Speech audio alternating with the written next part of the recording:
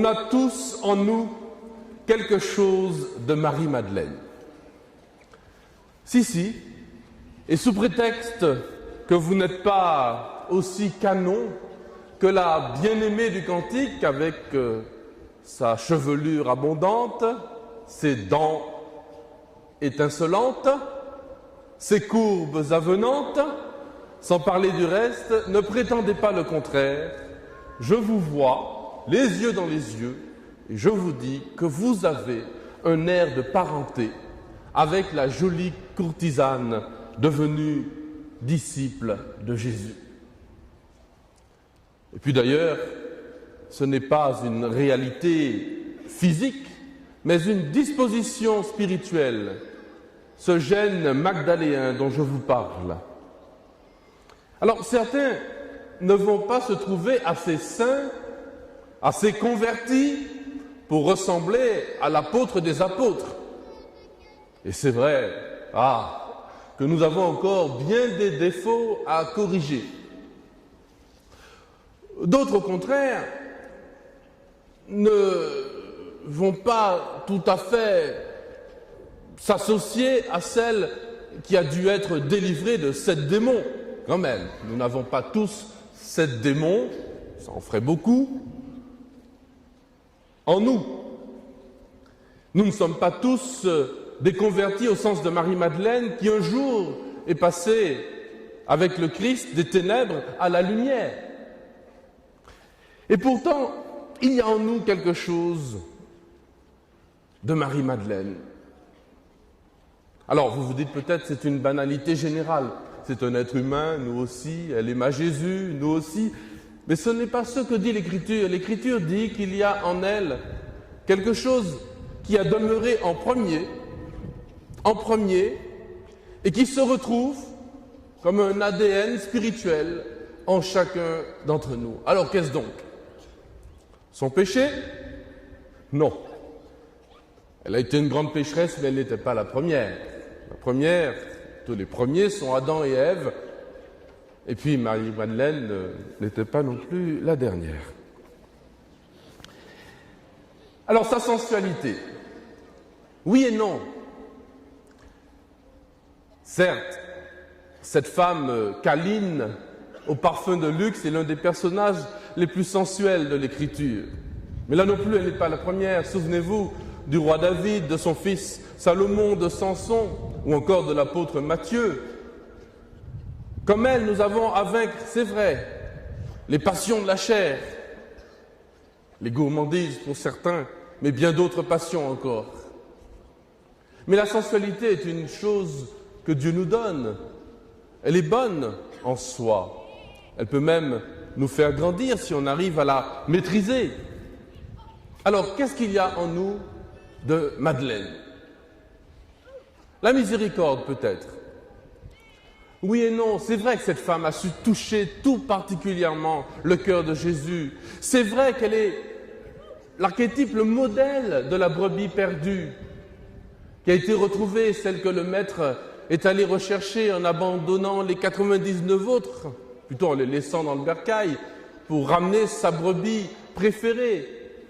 Et c'est vrai que la miséricorde, l'amour miséricordieux de Dieu s'est répandu particulièrement et sous les projecteurs, puisque l'Évangile nous en parle jusqu'à aujourd'hui, et Jésus lui-même dit que partout où on parlera de l'Évangile, on parlera aussi de cette femme. Et sa misère a été comblée par la miséricorde. Mais là non plus, elle n'est pas la première. Rappelez-vous, Marie, la Vierge, la mère de miséricorde, a chanté bien avant Madeleine, dans son Magnificat, la miséricorde qui s'étend d'âge en âge sur ceux qui aiment le Seigneur. Marie est la mère de miséricorde, Marie-Madeleine, c'est la fille. Alors, qu'est-ce qu'il y a en nous de Madeleine? Frères et sœurs, c'est la mission. La joie d'aller dire à nos frères, Christ est ressuscité. Voyez, tous ceux qui annoncent la Pâque, tous les chrétiens, tous ceux qui disent que le Christ est ressuscité, le font à la suite de cette femme. Elle fut la première à dire à chanter, à crier « Christ est ressuscité !» Et souvenez-vous, elle l'a dit avec sa voix de femme « Christ est ressuscité !» On dit d'ailleurs que c'est pour ça que le monde entier l'a entendu, car il fallait bien que ce soit une femme pour que la nouvelle soit colportée au monde entier. Elle fut donc la première à annoncer cette nouvelle qui a changé le cours de nos vies, le cours de l'histoire. C'est d'ailleurs pour ça, nous venons de l'entendre, que Saint Jean nous raconte dans le détail cette expérience. Comme une petite Pâque personnelle pour chacun d'entre nous, un passage pour chaque converti, chaque missionnaire, du trouble à l'exaltation, du questionnement aux réponses, du doute à la foi. D'abord les larmes, elle pleure, elle cherche son bien-aimé, elle cherche le corps de son Seigneur. Ensuite les questions, où l'as-tu mis? Est-ce toi qui l'as pris? Ensuite la révélation, l'appel par son nom, Marie. Et la réponse, Rabouni. Alors là, elle se jette sur lui, elle veut le saisir. Pause, arrêt sur image. À ce moment-là, la fiancée du Cantique des Cantiques, c'est elle. Elle est à son bien-aimé et son bien-aimé est à elle. Ceci dit, si elle lui appartient, Jésus ne lui appartient pas à elle toute seule. Il lui faut le partager. Et c'est ça la mission. Il faut qu'elle le partage, qu'elle aille l'annoncer. Va dire à mes frères, lui dit Jésus. Amis pèlerins, notre rosaire cette année a été comme une petite semaine sainte. Tout d'abord, au cours d'un repas, nous avons vu Marie-Madeleine se jeter aux pieds de Jésus, être libérée de ses démons, le choisir, la conversion de la pécheresse. Et elle s'est présentée comme l'anti-Judas, qui lui, au cours d'un repas aussi, a laissé le démon entrer en lui.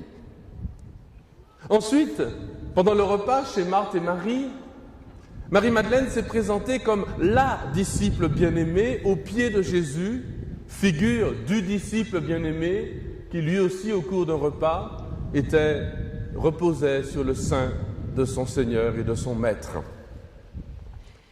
Hier, en contemplant la mort et la résurrection de Lazare, nous avons vu Marie-Madeleine, fille de douleur, effondrée aux pieds de Jésus, là aussi figure de la mère des douleurs, la Vierge, qui quelques jours après se tenait debout au pied de la croix quand son fils est mort.